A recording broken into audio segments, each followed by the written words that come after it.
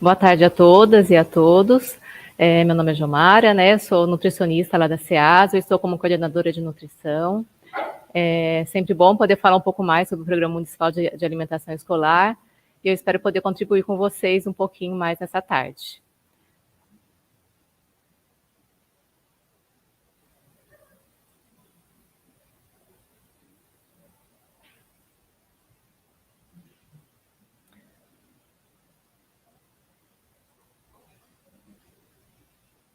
Acho que a tela...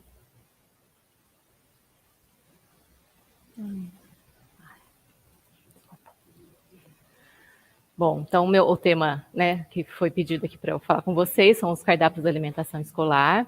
E para falar de cardápio de alimentação escolar, nós temos que falar da resolução número 6, de 8 de maio de 2020. Ela dispõe sobre o atendimento da alimentação escolar aos alunos da educação básica no âmbito do PNAE, Programa Nacional de Alimentação Escolar. Ela é uma legislação recente, né? Ela foi publicada em plena pandemia. Ela veio substituir a resolução 26, que era de 2013. E a gente vê que nessa nova publicação, né, as principais alterações foram nos aspectos de nutrição. E essas alterações elas foram baseadas nas mais recentes recomendações de promoção da saúde e nutrição. Entre elas, o Guia Alimentar da População Brasileira, que é de 2014, o Plano de Ação para a Prevenção da Obesidade em Crianças e Adolescentes, da Organização Pan-Americana em Saúde, que também é de 2014, o Modelo de Perfil Nutricional, também da Organização Pan-Americana, de 2016, e o Guia Alimentar para Crianças Menores de 2 anos, que foi publicada uma atualização em 2019.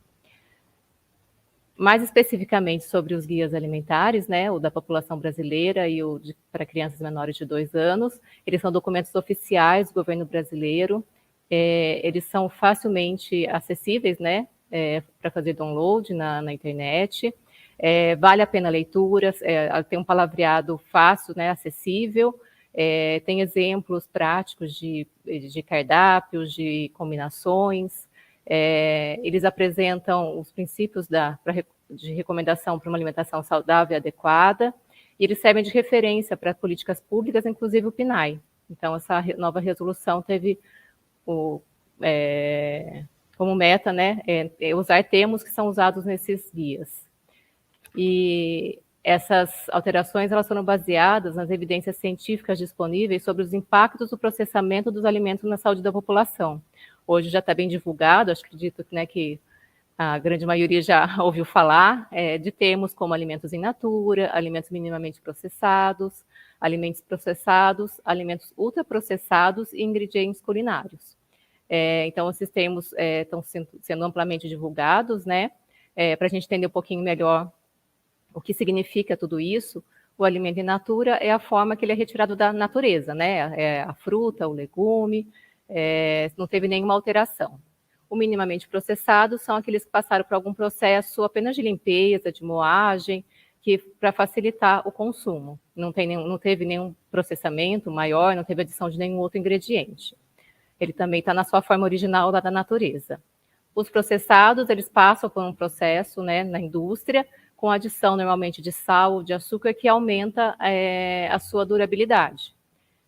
E os ultraprocessados são formulações industriais que muitas vezes nem têm o alimento original, né? Às vezes é um sabor, eles têm uma lista de ingredientes bem grande, ele tem aditivos químicos, corantes, eles são muitas vezes acrescentados de amido, isso tanto para atrair mais o paladar do consumidor e também para baratear os custos, né? A gente tem ouvido falar muito aí das discussões atuais do momento, né? Leite condensado, que não é leite condensado, que acrescentaram amido para reduzir custo, creme de leite. Então, são exemplos de artifícios que a indústria faz, né? Mas que descaracteriza muito o alimento e perde em valor nutricional. Então, aqui a gente tem um exemplo, né? O in natura, um abacaxi, o minimamente processado pode ser uma polpa congelada de abacaxi, processado um abacaxi em calda e ultraprocessado um suco em pó de abacaxi, que de abacaxi não temos nada, né? Então, só para exemplificar um pouquinho, porque a resolução 6, ela trata diretamente com esses temas. E essas principais alterações, né, dos aspectos de nutrição, elas visam a promoção da segurança alimentar e nutricional, o direito humano à alimentação adequada, a prevenção da obesidade infantil e a construção de hábitos alimentares saudáveis. Aqui eu já chamo a atenção pela construção de hábitos alimentares saudáveis, porque não basta oferecer a refeição, o hábito alimentar está sendo construído, né? A gente vai ter sempre que aliar o processo de educação nutricional. A resolução 6, né, ela prevê que, como objetivo do PNAE, é contribuir para o crescimento e desenvolvimento biopsicossocial, aprendizagem, o rendimento escolar e a formação de práticas alimentares saudáveis dos alunos, por meio de ações de educação nutricional, aqui mais uma vez, né, entra a educação nutricional, e da oferta de refeições que cubram as suas necessidades nutricionais durante o período letivo. Então, a gente tem que sempre estar casando, além da oferta do alimento, o estímulo ao consumo e a mudança de hábito alimentar. Mais especificamente sobre os cardápios de alimentação escolar, então, eles devem ser elaborados por um nutricionista responsável técnico pelo programa, né? Que no caso é a Conutri, a Marilena que fica lá na Conutri. Deve ter como base alimentos in natura ou minimamente processados, nós vimos que são aqueles que são mais próximos à natureza, né, que não tem um acréscimo de nenhum outro ingrediente. Deve respeitar as necessidades nutricionais, os hábitos e as culturas alimentares, ser pautado em sustentabilidade, sazonalidade e na diversificação agrícola. Além disso, eles devem ser adaptados para atender aos estudantes diagnosticados com necessidades alimentares especiais, que esse é um grande desafio, né, tanto para nós, nutricionistas, quanto para os educadores, para os diretores. A gente vê cada vez aumentar mais essas necessidades, né, casos de alergia, de restrições, e ainda hoje em dia nós temos o autismo, que é uma das características principais é a grande seletividade. Então, a gente está aprendendo junto com os educadores, com as escolas, como atender melhor essas crianças. Então, é bem desafiador essa questão, e nós costumamos adaptar os cardápios para atender esses alunos da melhor forma, né? Como é uma gama muito ampla de patologias, às vezes a gente tem um pouco mais de dificuldade de aproximar ao que é a alimentação dos demais alunos, mas dentro do possível a gente tem feito isso até na aquisição dos alimentos. A gente, até um tempo atrás, a compra dos alimentos para restrição alimentar era feita especificamente para atender esses alunos. Hoje a gente já entende que alguns alimentos, como, por exemplo, um biscoito sem leite, sem lactose, a gente consegue comprar para todos, atender a necessidade de todos e também atender esses alunos, que aí eles ficam também mais inseridos no cardápio da escola. Cabe ao nutricionista responsável técnico a definição do horário e do alimento adequado a cada tipo de refeição. Aqui também é um outro desafio que nós temos, né? Apesar do nutricionista ter autonomia de determinar o horário das refeições, isso na prática não funciona, porque a gente tem várias limitações, a gente tem o tamanho do refeitório, o tamanho das turmas, né, os revezamentos. Então, é uma conversa que nós já temos há muito tempo, mas em alguns casos ainda a gente tem que caminhar um pouquinho mais, né? Tem escolas que servem refeição 9 horas da manhã, mas são coisas que a gente tem conseguido melhorar, mas ainda temos que avançar um pouquinho mais. Porções diferenciadas por faixa etária, conforme as necessidades nutricionais diárias, e eles devem estar disponíveis em locais visíveis nas unidades escolares e nos sítios eletrônicos oficiais. Então, os cardápios eles são publicados semanalmente, sempre uma semana antes, a partir da quinta-feira ele está disponível, o cardápio da semana seguinte. As escolas têm uma senha de acesso no site da SEASA para imprimir esse cardápio, para publicar na escola, deixar visível a comunidade escolar e as cozinheiras, mas também nós temos o cardápio acessível à população no portal da transparência. É só clicar lá no portal da transparência, campinas.sp.gov.br, a gente clica em alimentação escolar e tem que escolher o cardápio, o período e o tipo de cardápio. Então, esse aqui fica acessível para toda a população, só precisa saber qual é o cardápio que é servido na escola do seu filho, né? Mas a gente consegue acessar. Aqui um modelo de cardápio, né, que tem todas as especificações, o tipo de cardápio, o período de consumo, o tipo de ensino, a faixa etária que atinge, para vocês conhecerem. E o que a legislação determina, né? Para o período integral, os cardápios têm que ter no mínimo 3 refeições. Aqui o infantil nós atendemos com 4 refeições para o pré-escola, com 7 refeições para a creche, e o período integral a gente atende com 3 refeições. No período integral, o atendimento tem que atingir, as necessidades nutricionais têm que ser atendidas no mínimo em 70%. Para o período parcial, nós temos duas opções, ou servir uma refeição ou duas refeições. Quando é servido uma única refeição, tem que atender minimamente 20% das necessidades nutricionais. Quando é servido duas refeições, tem que atender minimamente 30% das necessidades nutricionais. Agora, na pandemia, a gente teve várias discussões sobre essa questão de ter uma refeição ou duas, no período parcial.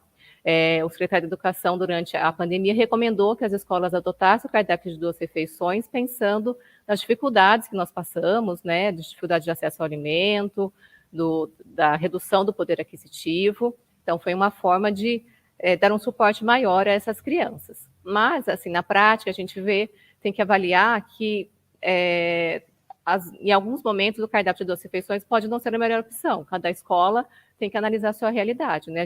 Uma vez a gente ouviu, mas se tirar uma refeição, o aluno vai estar perdendo. A gente não pode ter essa visão, né? Tem que ampliar um pouquinho o olhar. Se eu tenho duas refeições, mas as refeições são muito próximas, o aluno acaba comendo, não come direito nenhuma refeição nem outra, atrapalha, né? Ele chega, come bastante pão, toma leite, depois não consegue receber a refeição. Se a minha população tem acesso a alimento em casa, ela já vem tomado café da manhã ou não.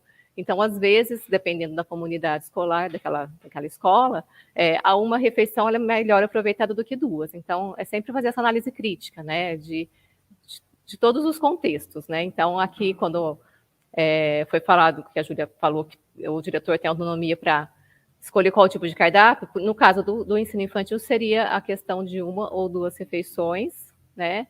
E também no fundamental, uma ou duas refeições.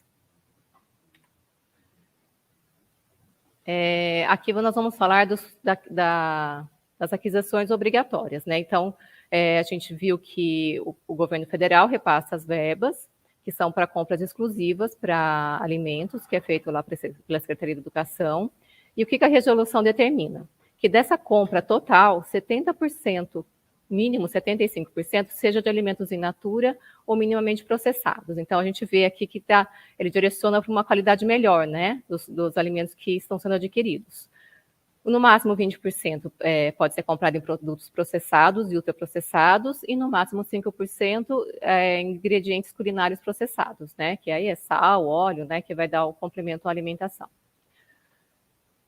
E também há uma outra questão que tem que ser avaliada na composição dos cardápios, que além de garantir a oferta maior de alimentos in natura e minimamente processados, ele garante variedade de alimentos. Então, no cardápio de uma refeição, por semana, tem que ter no mínimo 10 alimentos diferentes, alimentos in natura e minimamente processados. No cardápio de duas refeições, no mínimo 14 alimentos diferentes, e 3 ou mais refeições, que seria um período integral, no mínimo 23 alimentos. Então, isso é mais uma segurança para que o cardápio seja variado. O cardápio aqui de Campinas, a gente já há muito tempo, já antes da resolução, já vem introduzindo alimentos diferenciados, que muitas vezes não é muito do hábito alimentar, mas que a gente entende que são alimentos importantes, que acrescentam nutrição à alimentação das crianças e também que promovem o desenvolvimento do hábito alimentar. Então, os alimentos integrais, né, já há muito tempo a gente tem o arroz integral, tem o pão integral, que a gente observa um pouco mais de resistência lá no começo e depois, aos poucos, as crianças vão se acostumando mais. Nós também temos variedades de leguminosas, né? Então, o hábito nosso aqui da região é o feijão carioca, mas a gente também tem a lentilha, tem o grão de bico, tem a soja, tem o feijão preto, até para que as crianças possam conhecer novos alimentos. Com relação às frutas in natura, legumes e verduras, também a legislação determina que tenha, no mínimo, 2 frutas por semana para período parcial e 4 frutas para período integral. E hortaliças, no mínimo, 3 dias para o período parcial e 5 dias para período integral. Campinas, já há muito tempo, atende além dessa determinação, né? A gente oferece fruta todos os dias, apenas para o estado, de uma questão estrutural, a gente oferece 4 frutas diárias. E os legumes também, os legumes e as verduras também são presentes na alimentação diariamente. Então, e aqui também a legislação determina que as bebidas à base de fruta não substituem a obrigatoriedade de oferta de fruta in natura, né? Então, tem que ser a fruta realmente in natura. Também há a inclusão obrigatória de alimentos fonte de ferro M e de vitamina A, porque os estudos apontam que ainda há carência endêmica de ferro e vitamina A, né, de anemia e hipovitaminose A. Então, a gente também tem que fazer o cardápio pensando nesses alimentos que são fontes de ferro e vitamina A. Aqui já há uma determinação para limitar o açúcar, gordura e sal. Então, aqui no caso a gente está vendo para crianças maiores de 3 anos, porque a gente vai falar um pouquinho mais detalhado para crianças menores de 3 anos. Então, 7% de toda a energia fornecida na refeição pode vir de açúcar adicionado. Então, é uma quantidade pequena. Apesar de poder ter açúcar para crianças maiores de 3 anos, há um limite, né? A gente tem que respeitar esses 7%. 15 a 30% pode ser de energia total, de gordura, 7% de gordura saturada, e também tem os limites de sódio para uma refeição, 2 refeições ou período integral. Também há um limite de oferta de alguns produtos carnes, 2 vezes por mês, legumes e verduras em conserva 1 vez por mês, bebidas lácteas, que nós não temos, né, mas é 1 vez por mês. Aqui eu chamo a atenção para biscoito, bolacha, pão ou bolo, que foi limitado também essa oferta, e aí a gente tem um desafio, né, de introduzir novas preparações, novos alimentos. Então, vocês viram que foi introduzido no cardápio o mingau, o pão caseiro. Então, foi um mês que nós encontramos de atender essa determinação. Acho que é uma dificuldade que todo o Brasil vem fazendo. Tem grupos de alimentação escolar que discutem isso, receitas, o que a gente pode oferecer além do pão, né, que as crianças comam no café da manhã. Então, a gente tem construído essa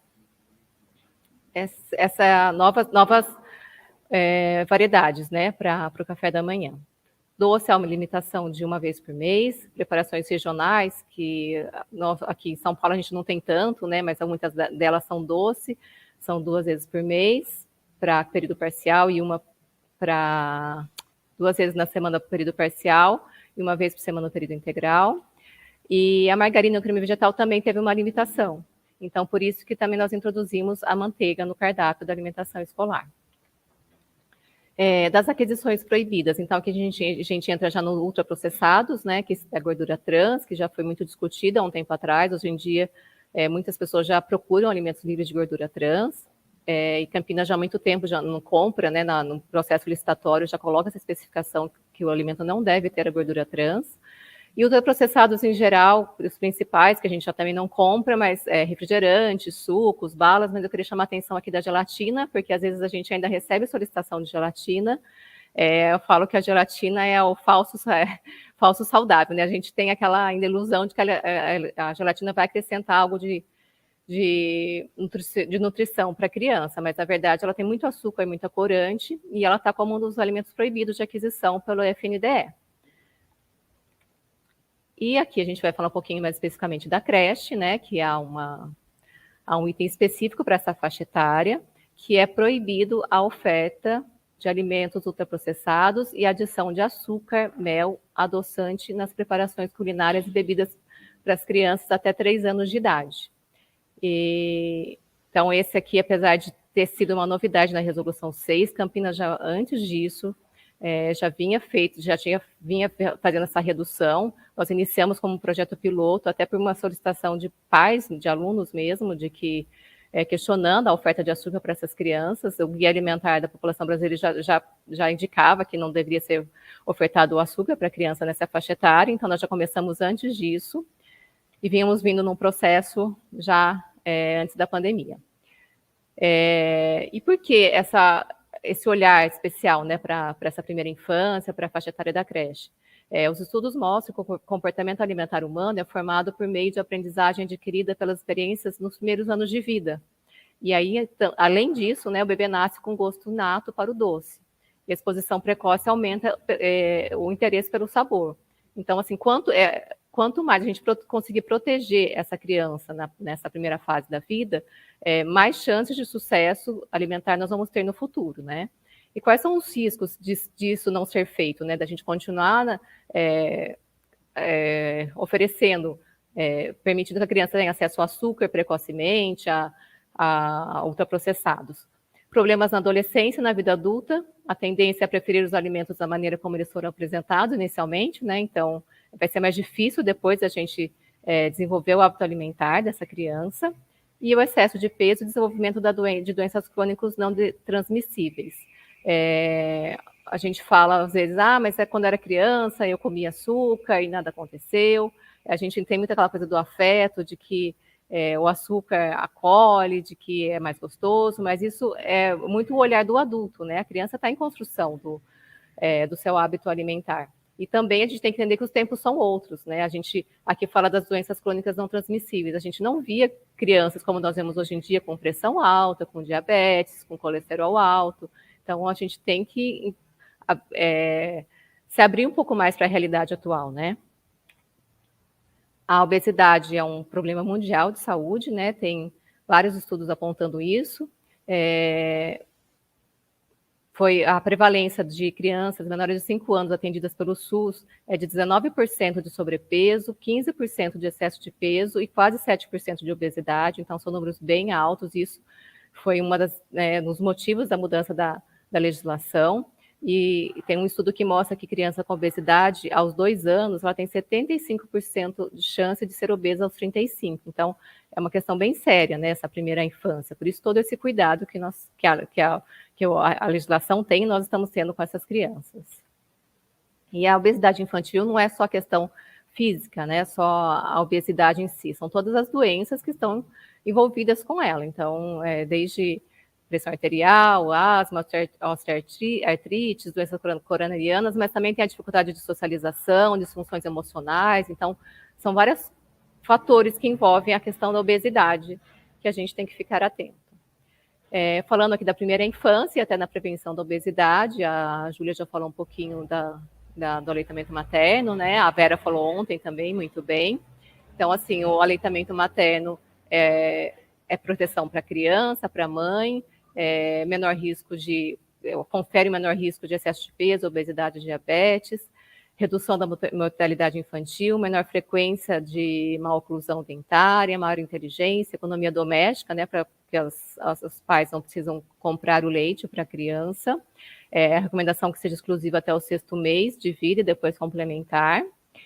E o ingresso na creche, a gente vê que é um momento bem desafiador, né? A gente sempre percebe que entrar na creche é sinal de desmame, né? A gente tem tentado mudar essa visão, até pela atuação nossa, envolvimento com a saúde, o PIC, todos os esforços da Secretaria da Educação, de comparar as poltronas, de estimular que tem espaços apropriados para o aleitamento materno, de criar salas de apoio. A gente tem protocolos para recebimento do leite, para estimular que essas mães retirem o leite e levem até a escola, porque muitas vezes não é possível o aleitamento in loco, né, lá na escola. Então, assim, é papel de todo mundo, é papel da escola, é papel do nutricionista, entender, receber, acolher essa mãe, né, e mostrar que já lá na matrícula, quando o bebê nasce, de que ela tem essa consciência, de que não é preciso, não é necessário, né, o desmame para a criança entrar na creche. Mas a gente sabe que muitas vezes o aleitamento materno não é possível, e diante dessa impossibilidade, a gente trabalha com as fórmulas infantis.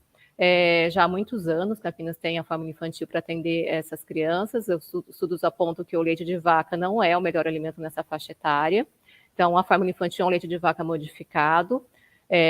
Nós temos as fórmulas para atender de 0 a 6 meses, de 6 a 11 meses. Aqui eu já vou aproveitar, acho que eu vi os comentários aí no chat, né? Da fórmula que nós até então estávamos atendendo as crianças de 1 a 3 anos. Na verdade, a intenção de uso dessa fórmula foi acrescentar, proporcionar para as crianças mais nutrição, porque elas são enriquecidas com ferro, vitaminas, minerais em geral. E a gente foi logo depois da pandemia, né? E a gente já estava vindo com. A gente entende que lá na faixa etária até 1 ano a criança já estava recebendo a fórmula, a gente entendia que na sequência de 1 a 3 anos ela também não teria dificuldade de receber essa fórmula.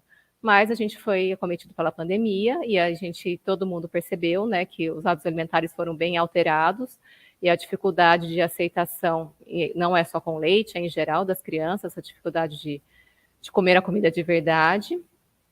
A gente fez, aqui eu vi alguns comentários de que a fórmula não é aceita, a gente tem acompanhado isso, a gente tem feito estudos e testes em escolas, e a gente tem percebido que a questão não é a fórmula em si, é o leite sem açúcar, o leite branco e sem açúcar. Até o momento, né, a gente nem tá, a fórmula não está sendo mais enviada para essa faixa etária, as crianças estão recebendo leite em pó integral, acho que eu queria que vocês também observassem isso na prática, se realmente foi a fórmula, é o leite em si. E a fórmula de fazer as crianças consumirem mais é o processo de educação nutricional mesmo, né? A gente tem que ter uma fase difícil, desafiadora, eu diria, mas a gente tem que estimular essas crianças a consumirem. Aqui, já partindo para o final, eu levanto alguns desafios para os alcances do objetivo do PNAE, né, em relação ao cardápio, à aceitação da alimentação.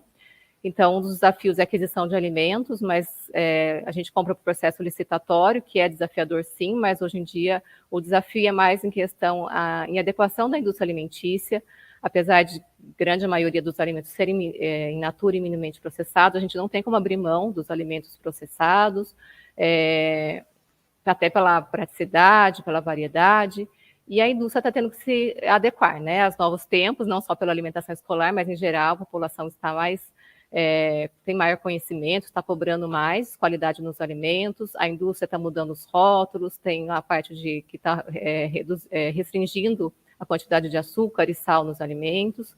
Então, a gente tem recebido, né, a Marilena, a Conutri, chama os fornecedores lá, a gente desenvolve o produto junto com eles, troca um corante que é artificial por natural, ou até mesmo sem corante, né? São esses atrativos que eles acabam colocando a mais nos alimentos, a gente começa a retirar, a questionar por que de ter isso, né? O desenvolvimento de novas receitas, a gente tem aí a restrição do açúcar, então a gente tem que desenvolver receitas sem açúcar, bolo sem açúcar, e tudo isso, a gente fala que, às vezes, criar uma nova receita ou desenvolver um novo alimento que atenda as especificações nutricionais da legislação é fácil, né? Mas e aí tem que ter isso e boa aceitação das crianças, né? Que agrade o paladar das crianças. Isso é o grande desafio, né? Então, desenvolver alimentos que atendam nutricionalmente, mas que também sejam gostosos. Então, a gente tem feito isso intensamente nos últimos tempos, principalmente depois da resolução e volta das aulas, né? É um desafio grande, a gente está aprendendo, está trocando experiências para que a gente alcance o nosso objetivo com as crianças. E o outro grande desafio é a formação de práticas alimentares saudáveis por meio de ações de educação nutricional. Essa foto aqui, né, a gente vê que é um dilema não só das crianças, dos adultos muitas vezes, né, é uma concorrência muitas vezes desleal, são alimentos ultraprocessados, são altamente atrativos, tem a mídia que acaba estimulando o consumo, e aí a gente fica naquele dilema, né? O que preferir, né? O alimento in natura ou ultraprocessados? E fazer as crianças aceitarem o alimento in natura, né? Então, já é previsto até na resolução de que o processo de que a inclusão da educação alimentar e nutricional tem que estar no processo de ensino e aprendizado, né? Ela é a responsabilidade da Secretaria de Educação e da Prefeitura Municipal. Ela precisa de uma atuação coordenada dos profissionais de educação e do responsável técnico e demais nutricionistas, então nós temos que unir educação e nutrição, requer práticas contínuas e permanentes, transdisciplinar, intersetorial e multiprofissional, que estimulem a adoção voluntária de práticas e escolhas alimentares saudáveis. Então, é realmente a gente unir os esforços e estimular para que as crianças desenvolvam os hábitos alimentares. Ontem a Luciana falou também brilhantemente bem, deu exemplos, né, nas escolas de sucesso, de que a gente consegue realmente aumentar o consumo e a aceitação pelas crianças. A escola é um espaço privilegiado para desenvolver esses projetos de educação nutricional. Ele possibilita a integração do tema alimentação com outros projetos da escola, né, desenvolvidos no ambiente escolar. E também possibilita o envolvimento de vários atores, né? O nutricionista, o professor, a gestão escolar, cozinheiros, famílias, membros do CAI, agricultores. Então, é um ambiente muito rico e a gente precisa encontrar novas formas, né, de estimular as crianças, de desenvolver projetos de educação alimentar e nutricional, para que a alimentação seja efetivamente consumida pelas crianças. Aqui, a gente Acho que o objetivo final de todos nós é ver as crianças felizes, saudáveis, comendo comida de verdade, né? Mas para isso a gente precisa unir nossos esforços, né? A gente precisa dar as mãos, unir todos os setores para que a gente realmente alcance esse objetivo. Deixo aqui algumas referências e agradeço a presença de todos.